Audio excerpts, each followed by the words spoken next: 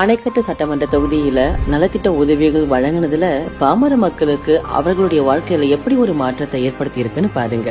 எனக்கு 4 பசங்க இருக்காங்க. மாடு மேய்ச்சின்னு இருக்கேன். காலையில் போனால் நைட்டுக்கு தான் வருவேன். எங்கள் வீட்டுக்காரர் இறந்து 3 மாதம் ஆகுது. இப்போ எங்கள் வீட்டுக்கு எல்லா பேரும் ரொம்ப கஷ்டமாயிடுச்சு. இப்போ நான் தான் பால் கறந்து ஊற்றினுக்கிறேன், மாடு பார்த்துருக்குறேன். யாரும் ஹெல்ப் பண்ணுறதுக்கும் யாரும் இல்லை. ரொம்ப யூஸ்ஃபுல்லாக அதிகமாக தான் இது கொடுத்ததுக்கு ரொம்ப நன்றி. இதை கூட வாங்க முடியாம எத்தனை பேர் இருக்காங்க தெரியுமா? ஆனா அரசு செஞ்ச இந்த உதவியால எங்களுக்கு ரொம்ப மகிழ்ச்சின்னு சொல்லியிருக்காங்க. டைலர் மிஷின் வந்து ரொம்ப யூஸ்ஃபுல்லா இருக்கு. ரொம்ப இதை கூட வாங்க முடியாம நிறைய பேர் ரொம்ப யூஸ்ஃபுல் எல்லாருக்கும். காய் வியாபாரம் தான் பண்றோம், ஆனா வெயில் எவ்வளவு கஷ்டப்படணும் தெரியுமா? ஆனா இனி அந்த பிரச்சனையே இல்லை அப்படின்னு சந்தோஷமா சொல்றாங்க ஒரு அம்மா. காய் இதெல்லாம் விற்கணும், வெயில கிடக்குறோம் ரோட்ல எங்க எம்எல்ஏ சார் சொன்னாரு, ஏதோ அவங்களுக்கு ஒரு வண்டி கொடுத்துட்டா ஓரமா வச்சு அவங்க பொழைச்சுப்பாங்கல்ல அப்படியெல்லாம் சொன்னாருங்க. அதுக்கேற்ற மாதிரி இன்னைக்கு வண்டி கிடைச்சிச்சு அப்படின்னு சொல்றாங்க.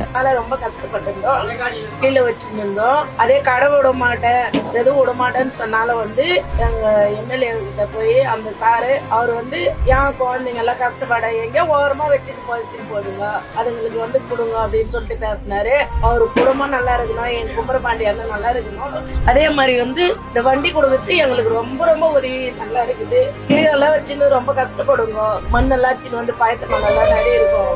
அதெல்லாம் இல்லாம அண்ணன் கொடுக்கறது ரொம்ப ரொம்ப நன்றி, நல்லா இருக்கு.